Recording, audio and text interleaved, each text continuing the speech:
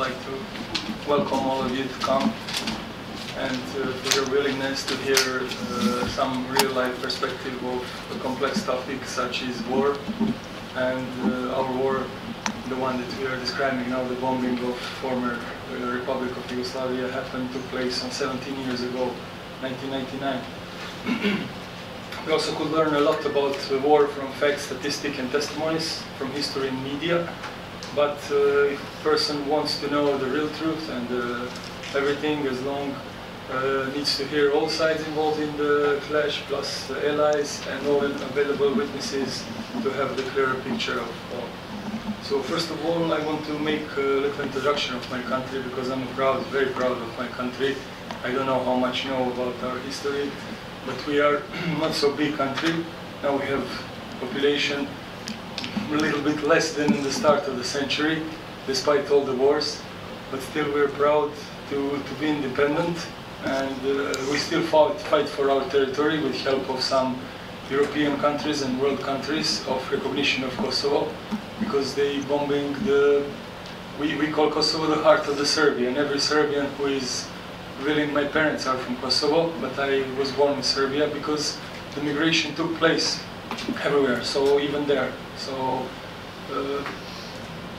for that bombing, first of all, I think, before I start my testimony, the real one, what happened there, my opinion is we have a lot of previous, through history, a lot of clashes with Germany and German population, but not with German citizens, with German government, and as from their uprising in 18th century.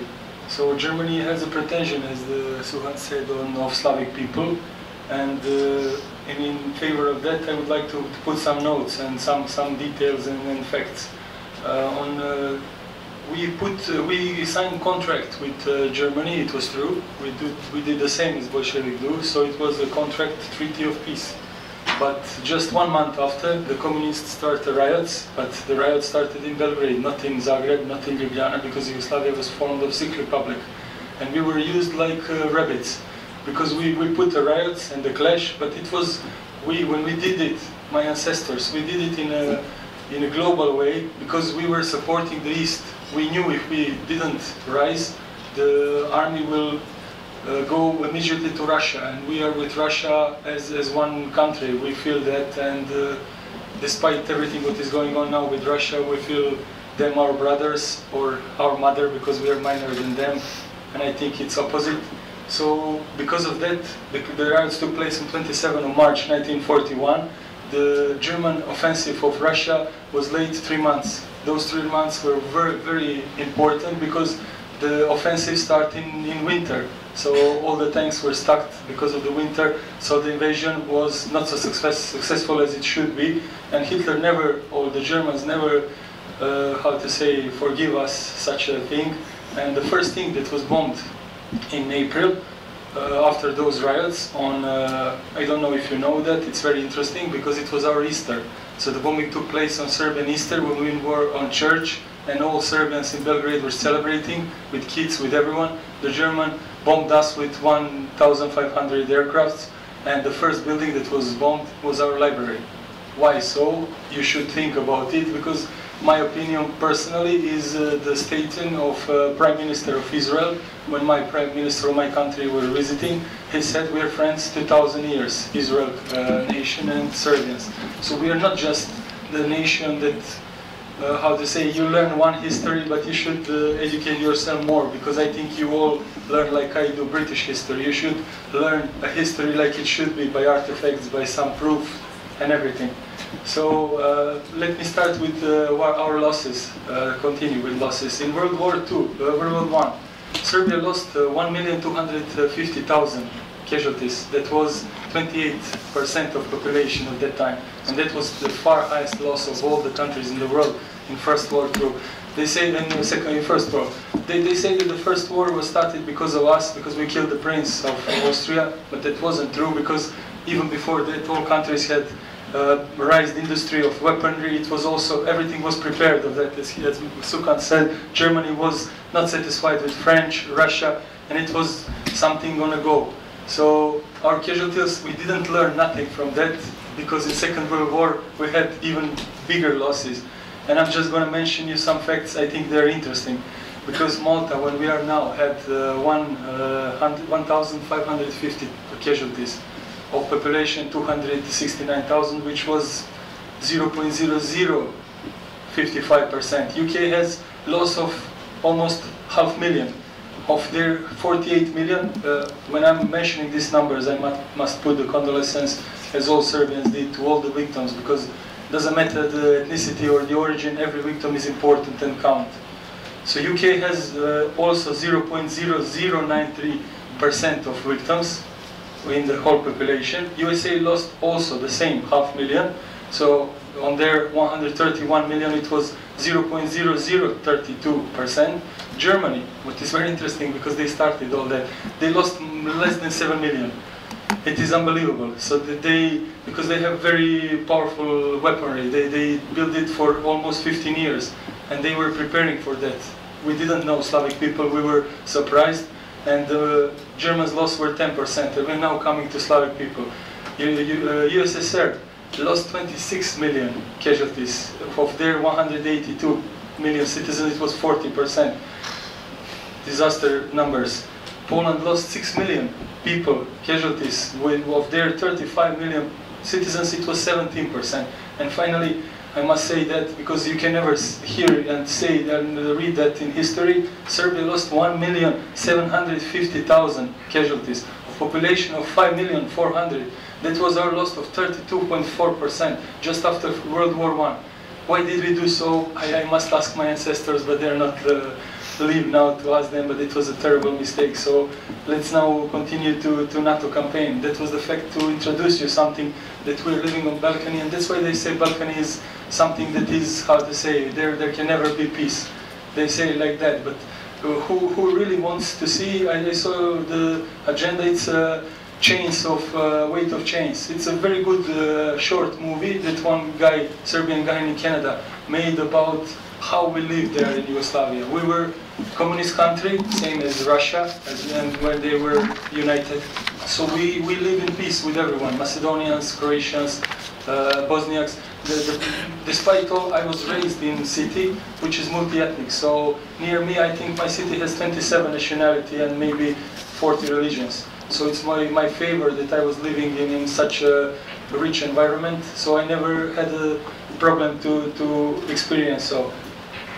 So just the impression of that. We had the first civil war. We must start, when we're speaking about the NATO bombing, not many people know that before this bombing campaign, the civil war took place, Slovenia, Croatia and Bosnia. And the general impression is that there is no awareness of the real reasons why we go to that war. Because we were in one country, so we could separate just like Czechoslovakia did in 2 independent republics. But it cannot be like that, because Serbia has, we had population in almost every republic, so we need the right for those citizens. When we were separating, we didn't want to separate Yugoslavia, we were fighting for Yugoslavia, so that's why the civil war started.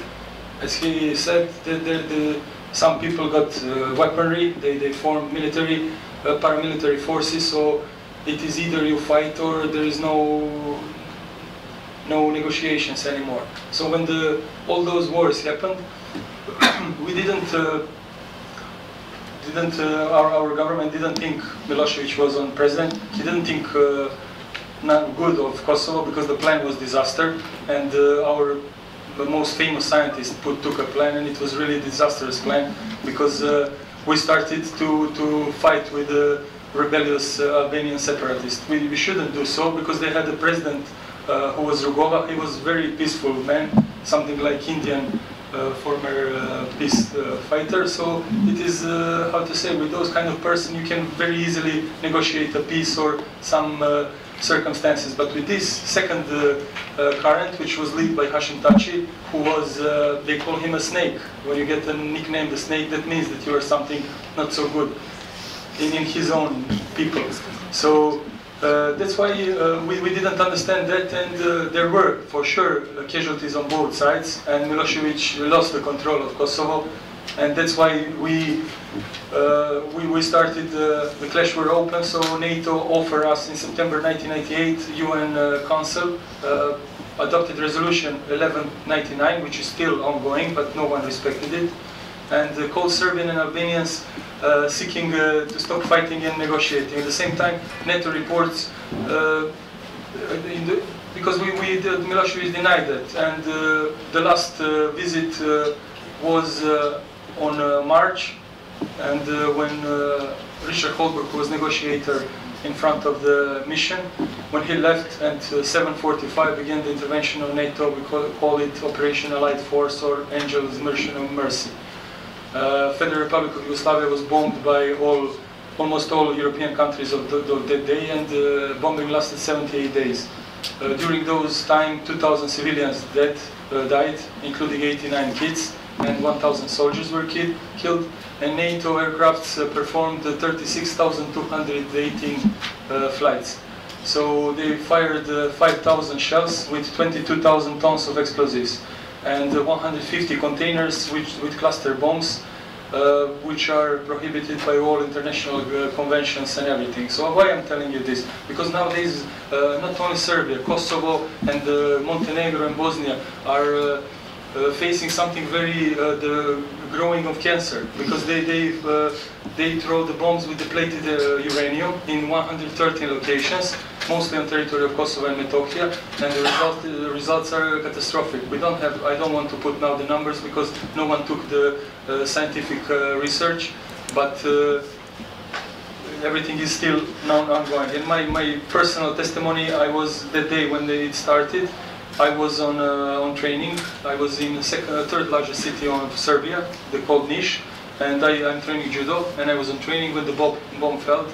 So it was really something new experience for me, because I personally never believed that EU first, NATO will bombing Serbia, because we have very big population abroad. So I thought that they're gonna at least everything is something related, every war is related to some economic reasons. So I thought there is no economic reason that somebody attacked Yugoslavia. We can put a contract or treaty peace with Albanians, because it wasn't necessary. And just to tell you now the facts, just to see now, yes, on Kosovo nowadays, 1991, population was almost the same, 1,930,000, so almost 2 million citizens. Even nowadays, there are 10,000 less than 2 million. We're running out of time, please conclude. This is the last. The Serbs were 400,000 or 22%. Today, when we're speaking, there are only 20,000% or 0.01%, just to see what happened. And there is the biggest NATO base just near my home, where my grandfather is born, the biggest NATO base in Europe, called Bond Steel, and even Albanians don't have any right there. So I'm a very good friend with them. I have a lot of friends of them. You must know that NATO is not working neither for them or for us. They put us in the war. If I ask someone, they will say it's a big mistake, and I really regret for this, but I wanted to tell you the story that war is not as you see on media. Media is putting something that somebody is paid for that. You don't see the real picture. Thank you.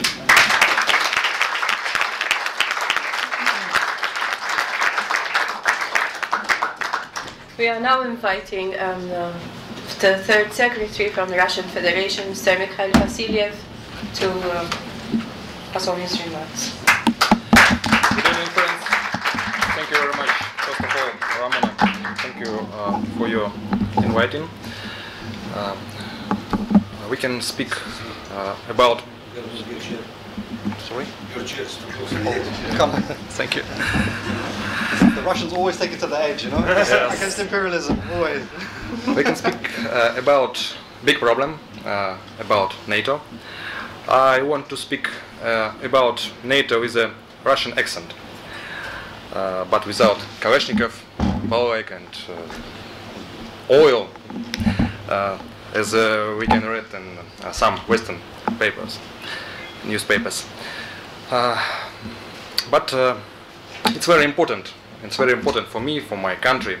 It's very important for you, because we see how the United States and the US, late NATO, trying to preserve their dominate positions by any available method, or to use the American lexicon, ensure the global leadership.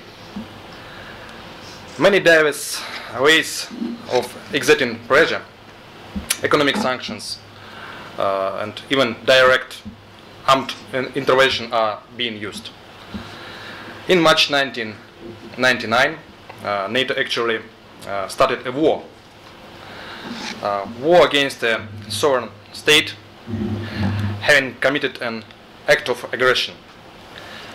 78 days of bombing of the Allied Republic Yugoslavia was a demonstration of the unilateral policy of force, neglecting of collective resolution of war problems, has led to more civilian victims than Kosovo conflict, for the sake of which it was undertaken. In 2008, NATO, in fact, took the side of Georgia, which started an armed conflict in South Ossetia. There was a direct assault on the Russian Federation in the person of its citizens, who served as peacekeepers under international agreements. At that time, NATO countries froze relations with Russia. In March 2011, coalition forces guided by NATO, having creatively interpreted United Nations Security Council Resolution 1973 under pretext of protection of the population, supported one of the parties to the internal conflict of Libya, organizing massive bombing of government forces by overthrowing Muammar Gaddafi's regime by force. Technology of unconstitutional change of governments by launching color revolutions has been tried and tested. Importantly, democratic revolutions appear to be destructive for the targeted by such actions. There are many examples. Many examples. The result of last meeting NATO have unfortunately confirmed that the alliance still seeks to achieve military political domination in Europe, with a stubbornness that should be put to better use. NATO members continue to strengthen the so-called NATO response force to provide a more rapid deployment, including through the deployment of forward base command and headquarters units in the Baltic states, Bulgaria, Poland and Romania, for coordination, exercises and hypothetical NATO operations. And by authorizing the bloc's military agencies to place the above forces on red alert pending a political decision by all NATO member states. In other words, NATO continues a dangerous policy, aiming to expand its infrastructure to the east and to increase its military presence near Russian borders, under the far-fetched pretext of Russia's allegedly aggressive behavior. Unfriendly and unscrupulous rhetoric is being justified by military technical arguments, highlighting an intention to make NATO steps irreversible. Such a military inadequate policy is a drain on the financial assets of NATO member countries, diverts wild attention and resources from dealing with the increasing and more real contemporary threats such as international terrorism, mass migration, drug trafficking, epidemics and so on.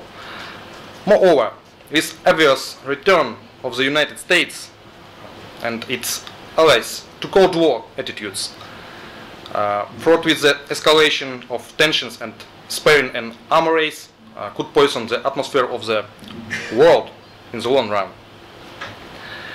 Regarding the new force of NATO deployment pattern, this involves a qualitative change in the configuration of this presence and a significant deterioration of the situation in the military sphere. Presently, US forces are constantly rotated in 6 Eastern European countries.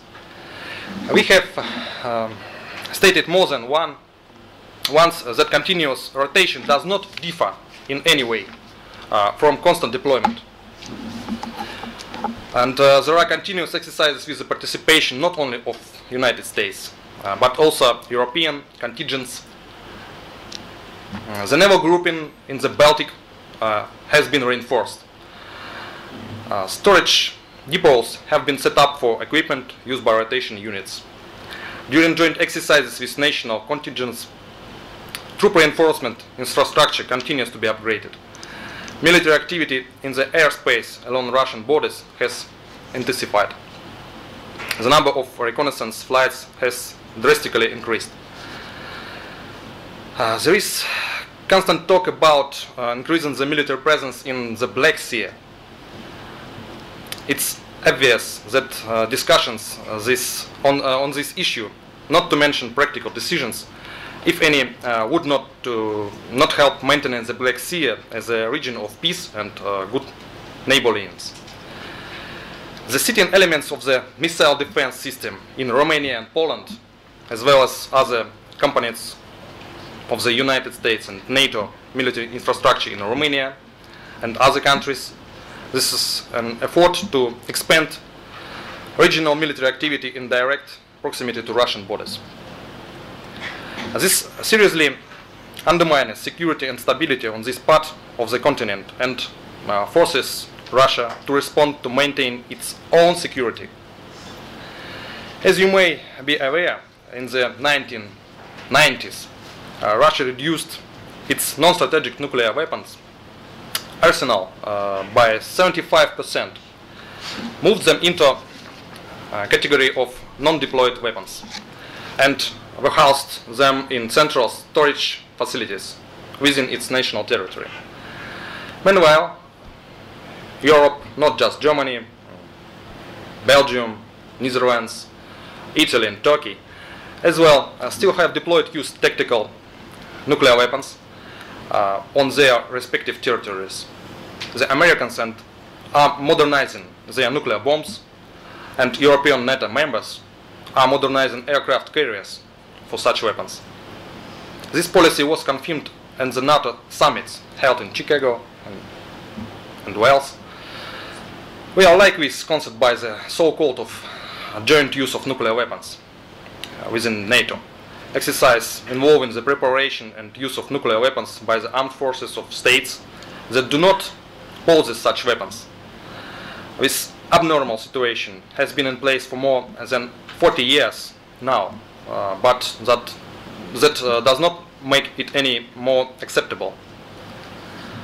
In the interest of security and stability, it is necessary to return non-strategic nuclear weapons to countries' respective national territories and to impose a ban of deploying them outside national territories.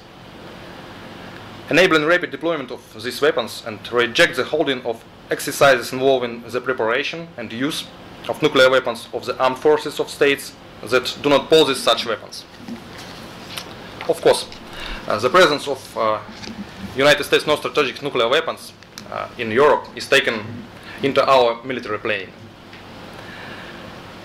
Analysis of the situation reveals that building up NATO military capabilities and imparting to it global function that are exercised in violation of international law present a risk. We are concerned by the creation and the deployment of strategic missile defense systems, which violate the balance of nuclear missile forces and thus undermine global stability.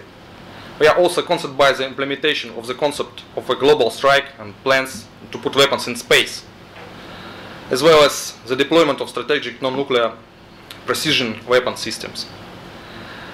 All of this goes to show that the containing policy that was initially declared in word is now followed up by specific military planning decisions. This creates a long-term negative trend, not only for regional security, but also for European and world security as a whole. Another problem is that no one knows far this process will go. It is becoming increasingly obvious that all of NATO's military preparation have no basis in reality. There is no direct threat either to Poland or to the Baltic countries, but the information campaign continues to gather momentum. Absurd horror stories to the effect that Russia would have attacked the Baltic countries if NATO had not taken measures and deployed its troops in the region continue making the rounds. And finally, no one denies that many countries now have interests in remote regions. The world is being globalized, but big states always have global interests. It's important to pursue legitimate and clear interests by open and legitimate methods, particularly based on respect for admissibility of strengthening your own security by sacrificing the security of others. Thank you. Thank you for your attention.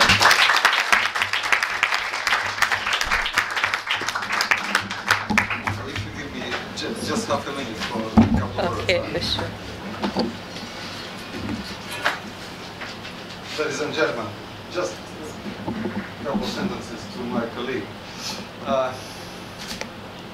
First of all, thank you very much, Ramona, to you and to colleagues. And it's a very special occasion to be here among people with a very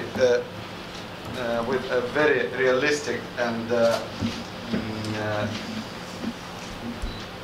I would say historical perception of the modern history. What I can say about Russia, NATO, and the modern period is just a few sentences, because I have to clarify. Look, just a question. Is the country who lost 26 millions of lives in the Second World War may have logic in their mind and prepare for the next war, in which half of the world population may perish? I can tell you no, because in my country, I would say Russia or the Soviet Union, speaking in general, even in now, each and every family has some of the ancestors who was killed, lost in the action during the Second World War. And it gives us understanding that Russia will never start a big war in the world. Russia has no aggressive sentences in military doctrine. Whatever or whoever says opposite is absolutely wrong. We are ready to help our friends, we are ready to help our allies, but we are not going to start any war. And then, okay, go back historically. When NATO was created in 1949, if my memory does not fail me. So, to balance the world, somehow the Warsaw Pact was organized in 1955. So, 6 years later, because NATO was preparing the nuclear war against Russia, and the Soviet Union had to defend itself. Then, Soviet Union was dissolved and the Warsaw Pact was finished. So the whole world was expecting that NATO may be dissolved as well, because that was a strategic balance military-wise in the world. No, that did not happen. Why? We can ask ourselves, and we can ask Western leaders why. It did not dissolve. The more so, it expanded towards the borders of Russia and Russian allies, against the promise of then President Bush to Gorbachev that NATO will not expand to the east. Now, when we look at the map, NATO bases, they look like cancer metastases going more and more around the borders of Russia in the east and in the south. In the west, whom they are going to defend? If they are close to Russia, are they going to defend Russia or America or what? And just coming back to the region, to the Mediterranean. Well, I am a politician, I am a diplomat, and all the time I've been trying to understand the logic of the historical process in the Mediterranean.